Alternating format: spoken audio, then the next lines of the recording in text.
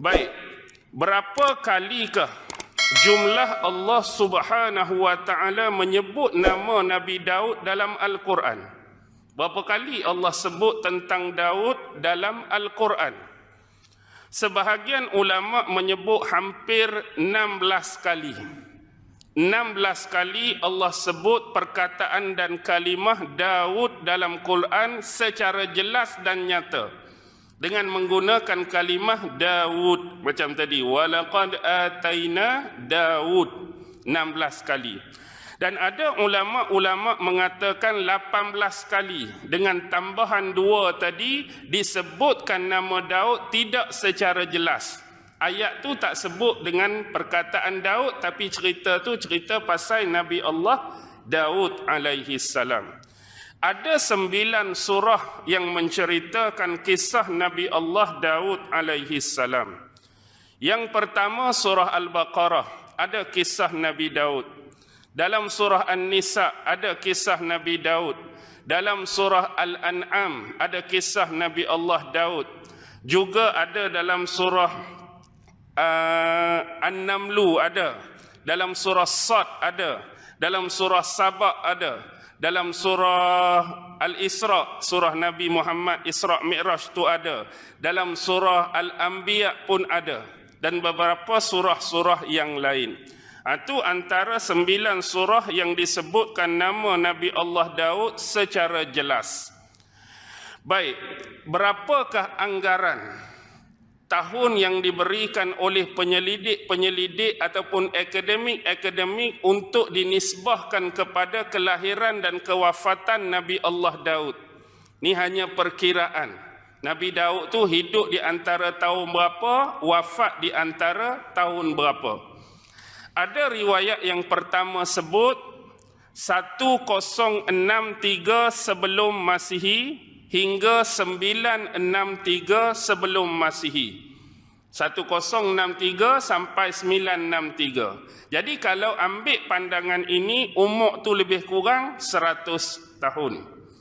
Manakala riwayat ataupun pandangan yang kedua 1041 sebelum Masihi hingga 971 sebelum Masihi. Kalau ambil yang ni lebih kurang 70 tahun. Baik. Ada pandangan yang berbeza dari sudut tahun kelahiran dan kewafatan, juga berbeza dari sudut umur, jumlah tu. Ada satu hadis yang diriwayatkan oleh Imam At-Tirmizi di dalam sunannya berkaitan kisah awal Allah menciptakan Nabi Adam alaihi salam.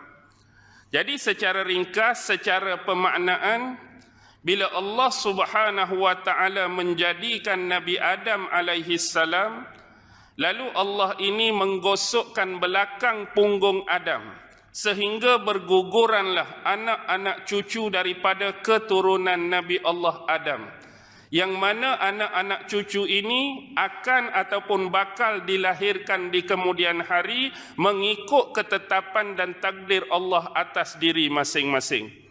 Siapa nak lahir tahun sekian, siapa nak keluar tahun sekian, siapa yang Allah akan bentuk tahun sekian. Jadi ringkas cerita ditunjukkan kepada Adam anak-anak cucu beliau ini. Bila Adam bertanya kepada Allah, siapakah mereka ini semua? Lalu Allah Subhanahu wa taala menjawab, ini adalah anak-anak dan cucu-cucu keturunan kamu di kemudian hari. Dan mereka ini ditandai dengan cahaya-cahaya yang masing-masing berada di antara 2 kening mereka. Masing-masing tu ada cahaya. Dan Nabi Adam telah melihat satu di antara mereka ni, cahaya yang berada di antara 2 keningnya lebih terang daripada yang lain. Lalu Adam bertanya, siapakah ini? Ini adalah Daud, salah seorang daripada anak keturunan kamu.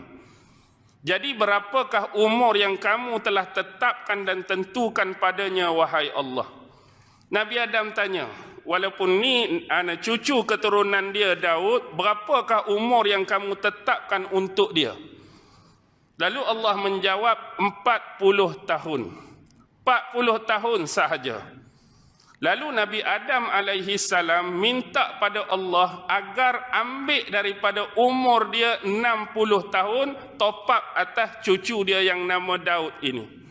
Asal Allah bagi 40 tahun, Adam minta dengan Allah ambil umur dia 60, top up atas Daud. Jadi 40 top up 60 jadi berapa? 100 tahun. Itulah umur Nabi Allah Daud alaihi salam. Dan di kemudian hari bila malaikat maut datang mengunjungi Nabi Daud untuk mengambil nyawanya.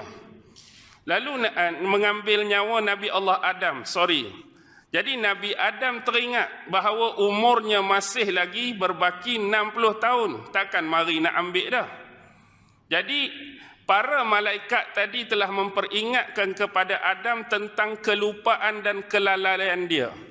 Sebab waktu dulu kamu dah bagi umur kamu yang baki 60 tu kepada cucu kamu yang bernama Daud. Dia terlupa, dia bagi.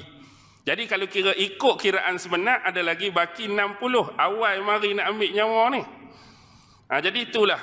Sebab kelupaan Adam, maka anak cucunya juga mengalami benda yang sama. Selalu terlupa. Akibat kelalaian Adam, kita juga mengalami benda yang sama, iaitu sering terlalai dalam kehidupan ini. Itu lebih kuranglah. Tuan-tuan boleh rujuk dalam Sunan At-Tirmizi tentang hadis tersebut. Baik, seterusnya kita bergerak kepada ayat tadi.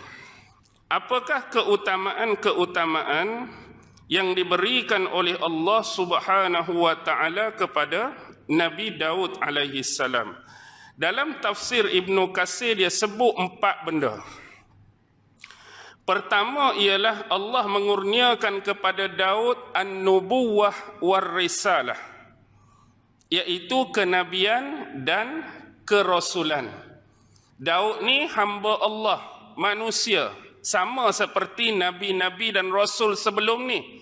Diberikan pangkat kepadanya jadi nabi dan jadi rasul. Ini adalah pilihan Allah. Yang kedua ialah diberikan kepada Nabi Daud ni apa? Diberikan kepada Nabi Daud kerajaan yang besar, kerajaan yang teguh. Nabi Daud dia ambil pemerintahan sebagai seorang raja Bani Israel ni selepas kematian ataupun kewafatan bapa mertua dia, iaitu Talut. Tuan-tuan rujuk akhir surah Baqarah, ada kisah Talut dan Jalut. Talut dan Jalut. Talut tu baiklah. Jalut tu pemimpin yang menyerang kerajaan Bani Israel, menyerang orang-orang Israel dulu. Dikatakan sebagai golongan-golongan Goliath.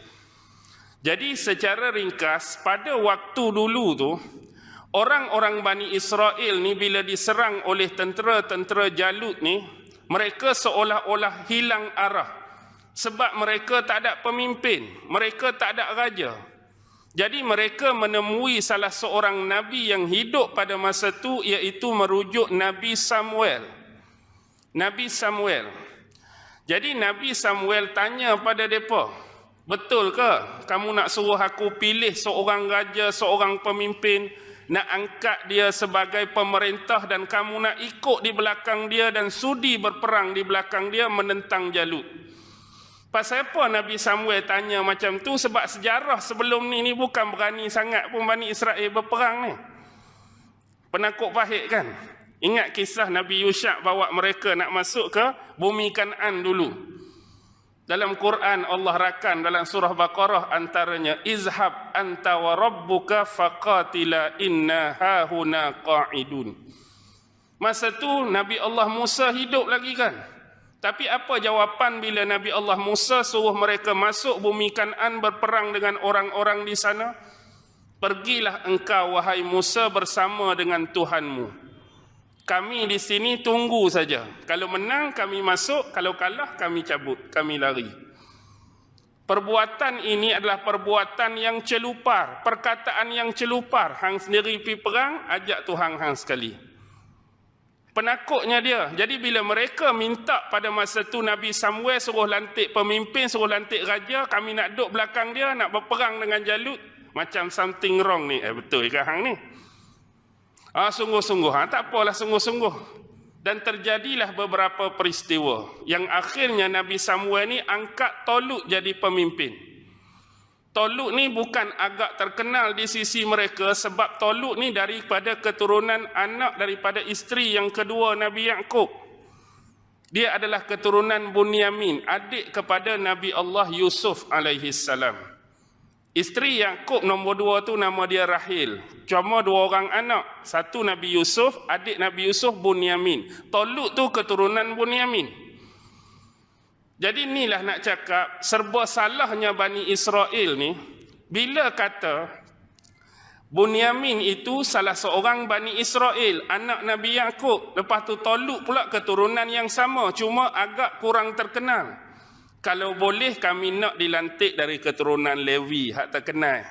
Kalau boleh kami nak dilantik daripada keturunan Yahuza, hak terkenal. Padahal Bunyamin pun tetap Bani Israel. Apatah lagi, kalau kata bukan ambil pemimpin tu Bani Israel, agak-agak apa lagi jadi? Kalau Nabi Samuel kata, raja hak aku akan lantik, pemimpin hak aku akan lantik ni orang Teluk Kumbak, lagu mana?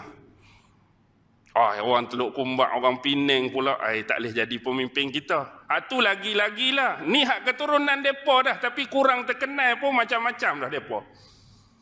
Lepas tu tanya pula orang ni jenis lagu mana. Kebetulan Allah takdirkan Tolut ni adalah cuma, apa dia? Tugas dia, satu riwayat dikatakan jaga kambing. Macam Ahmad Al-Baq punya cerita tu. Sama juga, dia hilang kambing.